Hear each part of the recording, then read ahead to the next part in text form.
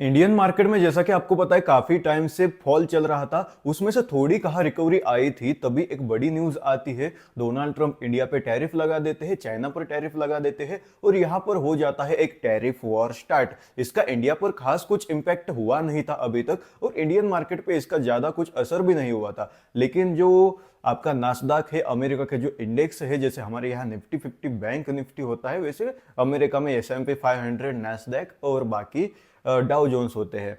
तो वहां पर वो इंडेक्स में बहुत बड़ा फॉल देखने को मिला था। लेकिन उसके बाद अभी इंडियन मार्केट में सोमवार को यानी कि कल के दिन बहुत बड़ा फॉल देखने को मिल सकता है। ये मैं क्यों कह रहा हूं इसके बारे में भी मैं एक्सप्लेन करूंगा। ये डोनाल्ड ट्रंप जब से प्रेसिडेंट बने हैं तब से मार्केट तो कुछ खास चल नहीं रहा और आम इन्वेस्टर काम क्या करे ये समझ नहीं आ रहा। वो जहां पर इन्वेस्टमेंट करने की सोचता है, अभी थोड़ी रिकवरी आई थी, इन्वेस्टमेंट करेंगे सोचा, और तभी जाकर मार्केट में एक बड़ा फॉल देखने को मिल सकता है, ऐसा कहा जा रहा है। देखो ऐसा क्यों कहा जा रहा है वो भी मैं आपको बताऊंगा। उससे पहले पिछले हफ्ते यानी कि इस अप्रैल के पहले हफ्ते मार्केट में क्या क्या चला, वो मार्केट कैसा कैसा चला, उसमें कहाँ कहाँ एंट्री हमारी बनती थी, उसके बारे में पहले एनालिसिस कर देते हैं। आपको बता देता हूँ मैं हमारी कहाँ कहाँ एंट्री बनी थी, कहाँ कहाँ हमने कितना प्रॉफिट बनाया। उसके बाद हम एक्सप्लेन करेंगे कि सोमवार को मार्केट क्यों गिर सकता है और क्यों ह्यूज गैप डाउन देखने को मिल सकता है। तो नमस्कार, मैं प्रज्वल, आप देख रहे हैं ट्रेड विथ प्रज्वल। चलो शुरू करते हैं। देखो तो अभी हमारे सामने खुला है बैंक निफ्टी। बैंक निफ्टी का ये चार्ट है पिछले हफ्ते का। ये 5 मिनट की कैंडल स्टिक है। इसमें हम एनालिसिस करते हैं पिछले हफ्ते की। जैसा कि मैं आपको बता दूं कि इस हफ्ते के पहले दिन यानी कि सोमवार को छुट्टी थी ईद की वजह से। तो अभी हम डायरेक्ट एनालिसिस करेंगे 1 तारीख से। तो 1 तारीख से तो देखिए 1 तारीख यहाँ पर थी और हमें हमें कहाँ एंट्री मिली थी। डायरेक्ट मार्केट ओपन हुआ नीचे, लेकिन ओपन होके क्या हुआ, सीधा ऊपर गया और ऊपर जाते जाते जाते उसने ब्रेकआउट दे दिया। किसका, एक साइकोलॉजिकल नंबर है और यहाँ पर एक क्लोजिंग प्राइस दिख रही है प्रीवियस डे की। तो प्रीवियस डे की क्लोजिंग कैंडल और क्लोजिंग प्राइस और उसके बाद साइकोलॉजिकल नंबर का डायरेक्ट ब्रेकआउट देने के बाद रिटेलर लोग क्या करेंगे, बाई साइड में एंट्री बनाएंगे और रिटेलर लोगों को मार्केट ने ट्रैप किया और यहाँ पर हमने कंफर्मेशन के साथ सेल साइड में एंट्री बनाई थी। यहाँ पे हमारी एक गलती हुई थी कि भाई हमने क्या किया, बड़ा टारगेट रखना था। बड़ा टारगेट पे मैंने स्टॉप लॉस ट्रेल किया था, स्टॉप लॉस ट्रेल किया था, फिर भी थोड़ा सा फियर आ गया, मन में ऐसा डर आ गया। उसके बाद मैंने एग्जिट मार दिया 1:2 तक। लेकिन 1:3 का मेरा टारगेट था जो कि मैं ले नहीं पाया। तो वहां पे एक गलती हो गई मेरी। उसके बाद मार्केट पूरे दिन कंसोलिडेट ही रहा। उसके बाद देखा जाए तो उसके अगले दिन मार्केट ओपन हुआ था। ओपन होके पहले एक अपनी ग्रीन कैंडल बनाया, उसके बाद एक रेड कैंडल बनाया और रिटेलर लोगों को यहाँ पे ट्रैप किया। रेड कैंडल पे जिन लोगों ने सेल साइड पे एंट्री बनाई थी उन लोगों के एसएल ले लिए मार्केट ने, सिंपल सी बात है। तो उन लोगों के एसएल ले लिए। उसके बाद जाके मार्केट ने क्या किया, यहाँ पर जाके एक इवनिंग स्टार बनाया। इवनिंग स्टार बनाया तो हमारी कंफर्मेशन के साथ यहाँ पे एंट्री बन सकती थी, लेकिन मैंने एंट्री बनाई नहीं क्योंकि फियर आ गया था एक मन में कि क्या पता लॉस हो जाए। तो उस वजह से हमने एंट्री नहीं बनाई थी यहाँ पे और मार्केट वहाँ पे हमारी तरफ गया। उसके बाद मुझे लगा यार एंट्री ले लेते तो क्या होता है यार, क्या बिगड़ जाता। तो मुझे लगा बड़ा टारगेट दे सकता है ये एंट्री और इस वजह से मैंने क्या किया, यहाँ पे फिम मार्क किया।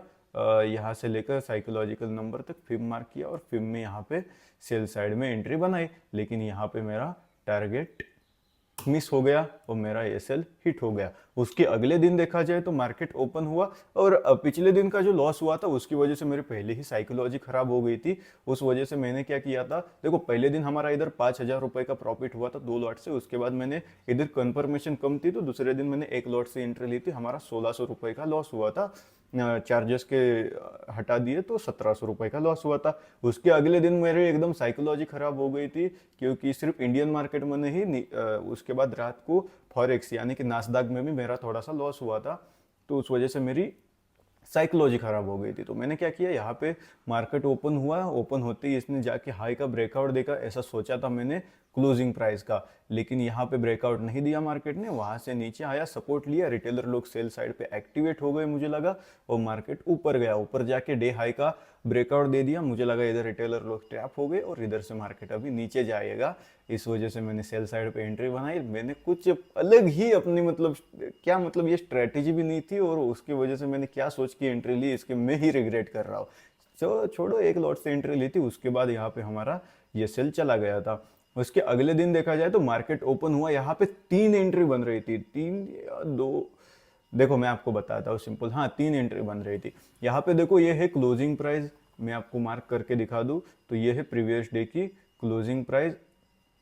और मार्केट क्या हुआ, ओपन हुआ क्लोजिंग प्राइस से इसने सपोर्ट लिया, सपोर्ट लेने के बाद हमें क्या करना था, इधर फिब मार्क करना था। फिब मार्क करने के बाद हमारी एंट्री यहाँ पे बन सकती थी 1 मिनट के कैंडल में, लेकिन एंट्री नहीं बनाई क्योंकि पहले ही लॉस हो चुका था, तो साइकोलॉजी पहले ही खराब हो गई थी, तो एंट्री नहीं बनाई यहाँ पे।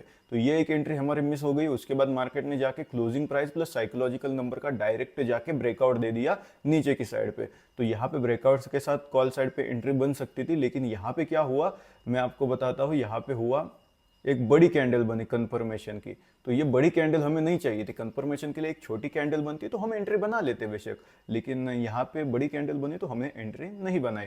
उसके बाद क्या हुआ, यहाँ पे सेल साइड पे भी बड़ी कैंडल बनी, लेकिन यहाँ पे क्या हुआ था, पहले ही रिटेलर लोगों के सेल साइड के एसएल चले गए थे, और एसएल चले जाने के बाद डे हाई का ब्रेकआउट कर दिया मार्केट ने, तो रिटेलर लोग सब सेल साइड के जो बैठे थे वो बाई साइड में एक्टिव हो गए। तो उस वजह से उनके एसएल कहाँ होंगे, नीचे की साइड, तो इसलिए मैंने सेल साइड पे एंट्री बनाई। 1:1 का टारगेट बुक कर लिया मैंने।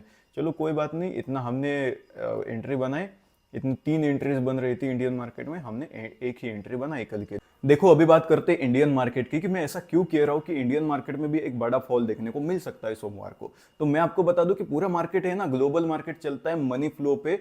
एक बार कहाँ का मार्केट बिगड़ा, मतलब यहाँ पे अमेरिका का बिगड़ा, चाइना का बिगड़ा, या फिर अपना जापान का बिगड़ा, तो इंडियन मार्केट को बिगड़ना ही बिगड़ना है। और यहाँ पे क्या हो रहा है, अभी के दिन में देखा जाए तो अमेरिका का मार्केट बिगड़ा हुआ है, उसके बाद जापान का मार्केट बिगड़ा हुआ है, क्योंकि टैरिफ जापान पे बहुत ज्यादा लगा है और जापानीज सामान अमेरिका में बहुत ज्यादा एक्सपोर्ट होता है, तो उस वजह से जापान पे टैरिफ लगा, जापान का मार्केट बहुत ज्यादा गिर गया। चाइना का मार्केट भी फॉल हो रहा है और अमेरिका भी, ऐसे बहुत सारे मार्केट फॉल हो रहे हैं, मनी फ्लो पूरा बिगड़ रहा है, उसकी वजह से इंडियन मार्केट पे भी इसका असर होने वाला है। अगर आप देखने जाओगे अपना ग्लोबल इंडेक्स गिफ्ट निफ्टी, तो वहां पे भी बड़ा फॉल देखने को मिला है। हमें 900 से 1000 पॉइंट का वहां पे फॉल देखने को मिला था, लेकिन अभी वो रिकवर होके क्लोज किया है करीब करीब 600 पॉइंट माइनस में। 600 पॉइंट माइनस मतलब करीब करीब 2.5 से 3% माइनस पे वो इंडेक्स खत्म हुआ है, मतलब क्लोज हुआ है। तो वहां पे क्या बात होती है, ग्लोबल इंडेक्स जो गिफ्ट निफ्टी है उसके हिसाब से हमारा इंडियन मार्केट भी बहुत हद तक चलता है, ये आपको पता है। और गिफ्ट निफ्टी अगर क्लोज हुआ है लो पे, तो वहां पे इंडियन मार्केट भी कल लो पे ओपनिंग, मतलब नीचे ओपनिंग होने की काफी ज्यादा संभावनाएं है। और अगर ये मनी फ्लो ठीक नहीं हुआ, यहाँ पे डोनाल्ड ट्रंप तो बोल रहे कि भाई मैं कुछ वापस वगैरह नहीं लेने वाला, टैरिफ ऐसे ही रहने देने वाला हूँ। तो अगर ये मार्केट ठीक नहीं हुआ ग्लोबल, तो इंडियन मार्केट में आने वाले दिनों में एक फॉल देखने को मिल सकता है।